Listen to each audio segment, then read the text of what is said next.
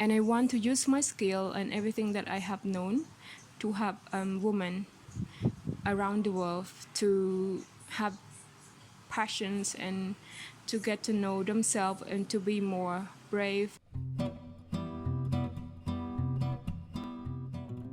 Hallo und herzlich willkommen zum Podcast Stark und Unsicher.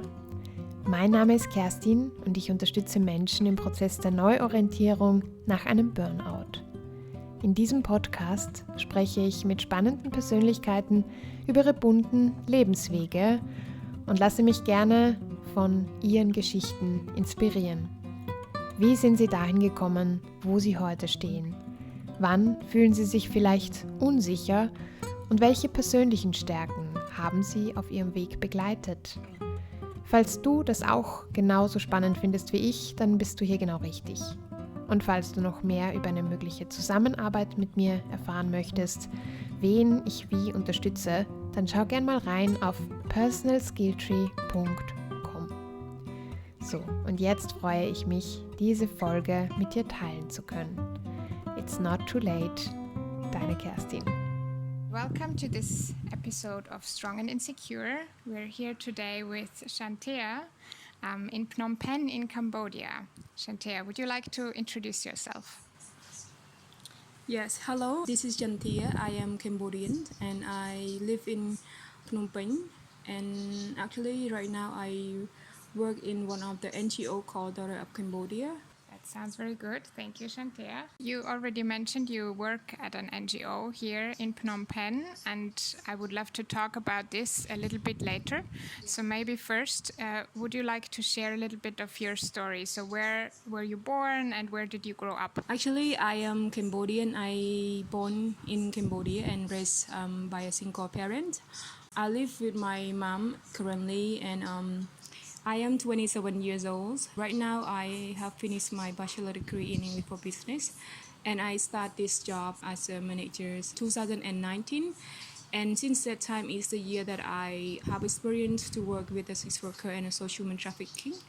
I love being here and to share my experience and to work with the client to just help them and empower them and teaching them and also supervise them to grow in their daily life and their work with God as well. And also I feel really privileged today that I can talk through this podcast, and I know that this is something going to be encouragement word to all of you. And thank you so much for having me. Of course. Thank you for sharing your story with us.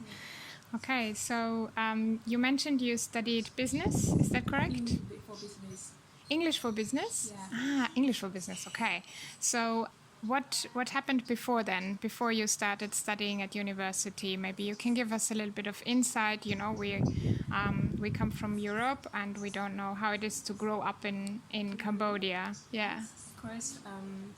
So before I start my bachelor degree, I actually finished my diploma from grade 1 to grade 12 in 2012. So since then, I start another study in one of the technical school called Don Bosco.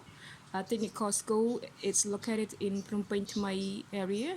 I have 2 years to complete that associate degree. So that one is focusing on more about computer skills, soft skill, and also designing, about coding as well, and also like maintenance on the computers. So after I finished my associate degree in Don Bosco Technical School, I start another new job, and that time I remember I don't have anything to travel, so my dad bought me a bicycle, and I used that bicycle to travel to work and also come back to stay with my uncle and my auntie in another area. So I remember that time I used my bicycle since I study until I get to work. It's really amazing how I keep pursuing my education in Cambodia, because we are in a country that we still developing, so everything is still needs to upgrade and develop more. So for me, that time I really struggling to find job and find experience because I am from the province, so I don't really know much about the city environment. So I have to study and really get to know people more and the culture in city more. Because I am a province girl, countryside girls, I only know how to take care of my cows and my buffaloes and all of that. So not really know about the modern life in the city. So I have to learn and open up more to my friends and the people that I work with and the people that I communicate with in Phnom Penh. So when I finished my associate degree in 2014, I start to another job. I remember that time I start as marketing with the website marketing. So that time I don't have anything to travel. I have to ask people to help me at the workplace. So I remember that they really offer me chance to work with them, and then they bring me to meet the customer, the client, and I really feel blessed by them that this is one of the culture in Cambodia that we love to share and we love to show kindness to people. I finished that job and I start another job in one of the English center called GET, in short word. And that time I'm working as a receptionist, and I start to experience more about working with the foreigner because my boss is from the US, but he speaks Cambodian language so well.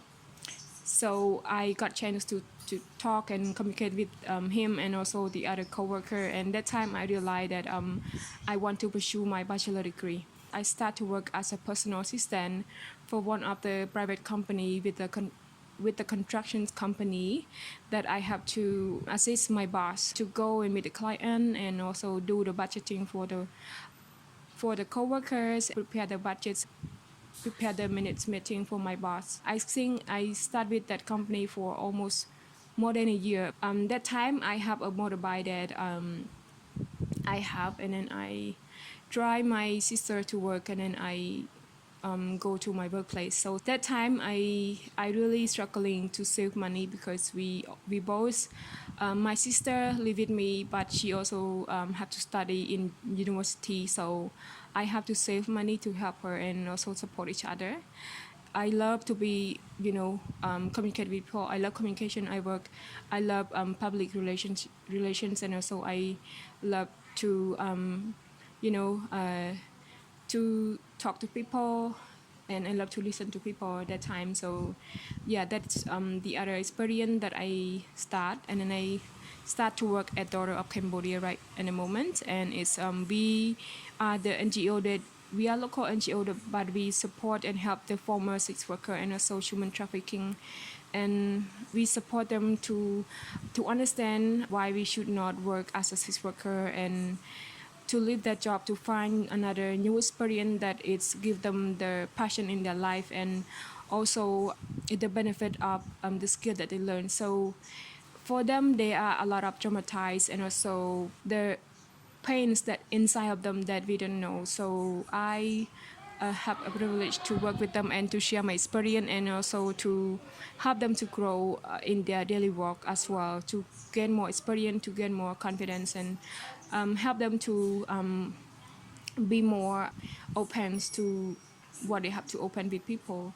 So right now I am working in Daughters, and I work as a center manager here at Daughters of Cambodia, and I work at the visitor center. Yeah, it's really amazing because I got to talk to a lot of foreigners from Europe, from Southeast Asia, from many different countries, and I love to see people faces and communicate with them and share my experience with them, and also their perspective with why we should help sex worker to escape the old job and to learn something that more worthy than the old job, to be more like contains and also have passion in their life and pursue their dream in their future career. So right now it's a year of 2022, almost 2023. So I am really have a lot of experience, and I am ready to learn more about life, and also I have purpose to learn as a life coaching And I want to use my skill and everything that I have known to help women around the world to have passions and to get to know themselves and to be more brave and pursue, never scared to pursue their dream. So that's all about my experience, and I hope you're blessed to hear all of my experience and testimony, and thank you. Thank you so much, Chantea, for sharing your story with us. And it's great that you devote your life, as you said, now to empowering women. May I just ask, why do you think is this so important to you? Because, you know, we have different areas of interest, and some people want to support this or that. So why is it that you chose to support and empower women?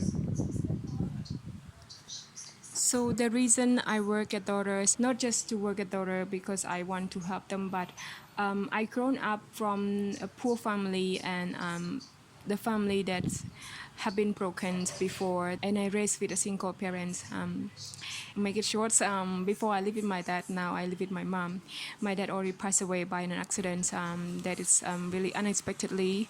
I couldn't say any word to him before he passed away. It's such a shock moment for me that I couldn't talk to my dad before he left.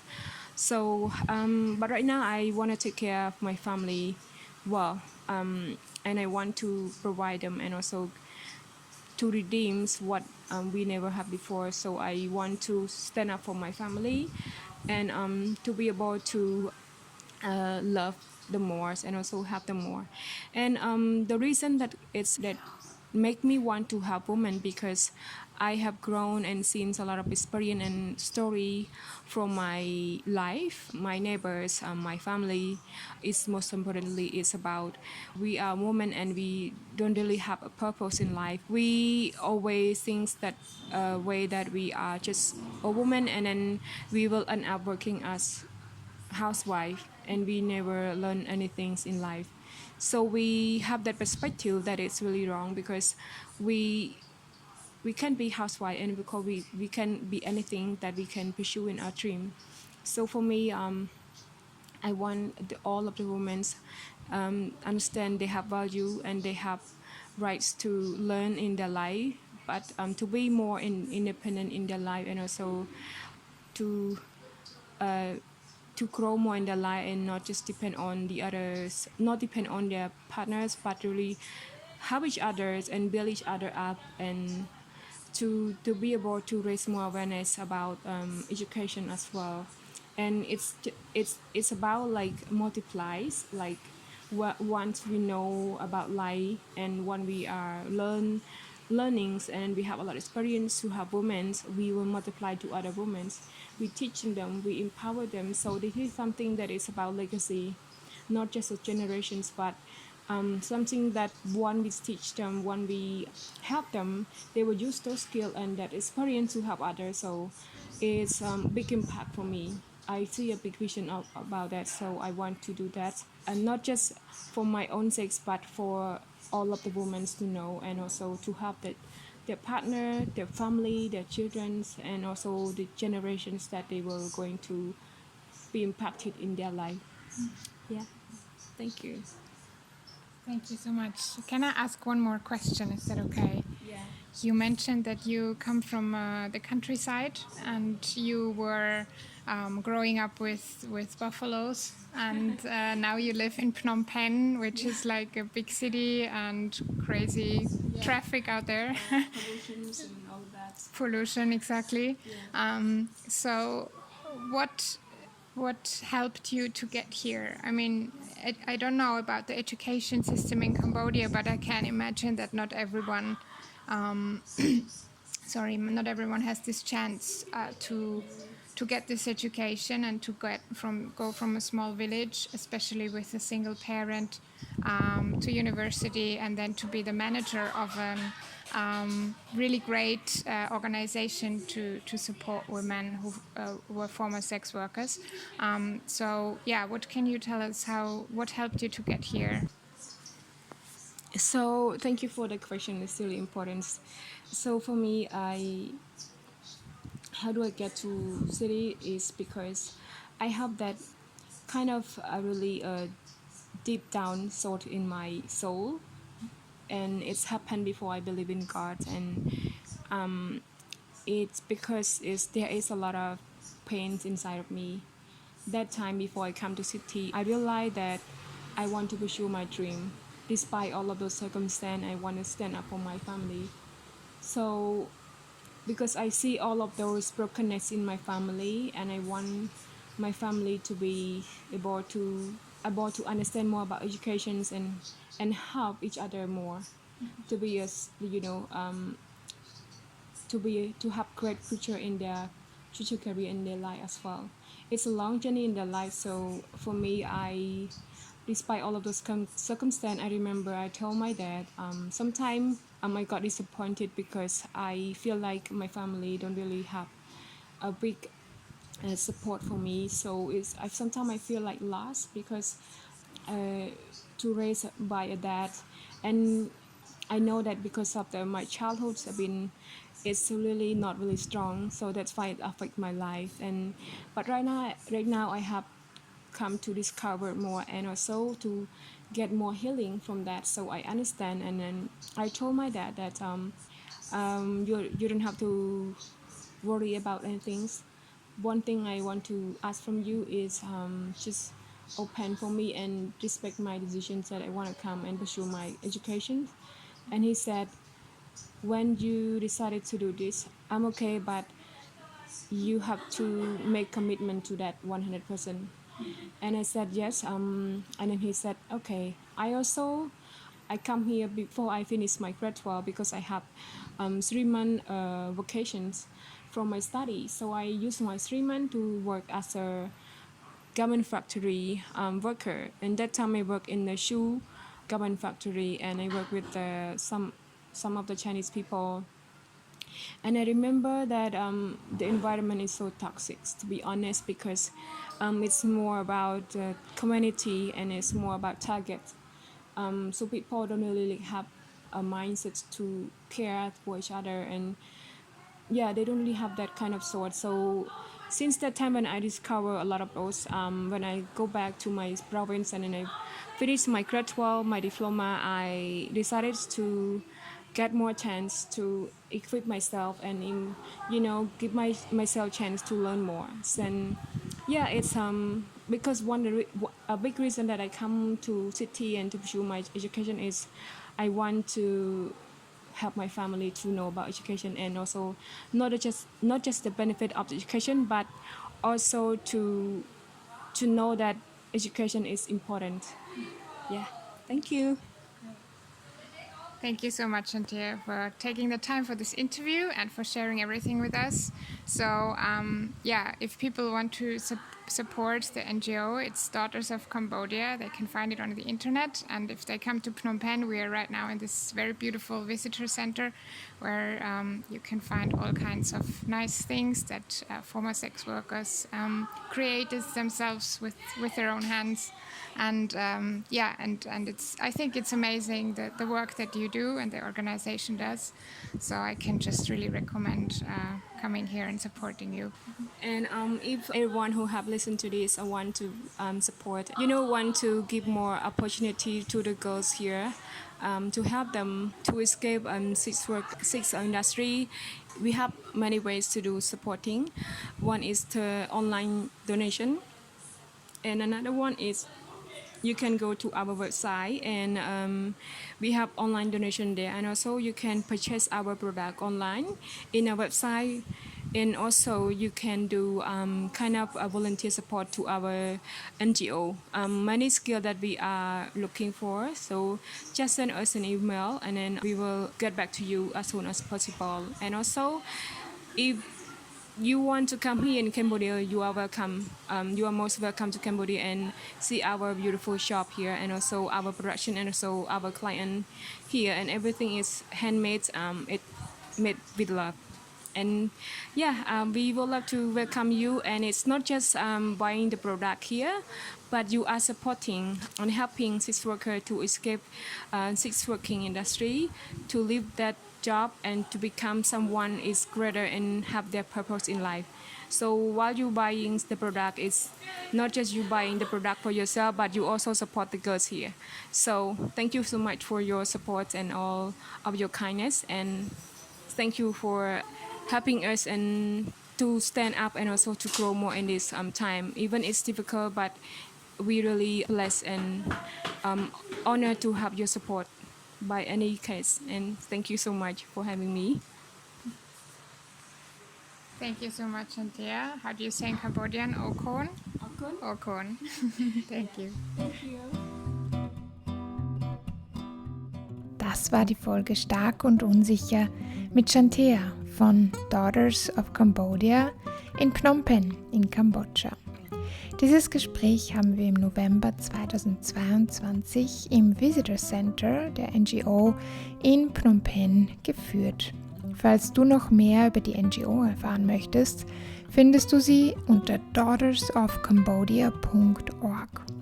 Sie freuen sich bestimmt über deine Unterstützung und du kannst Frauen in Kambodscha dabei helfen, ihren Weg aus der Prostitution zu finden, ihre Stärken zu entdecken und ihr Potenzial zu entfalten.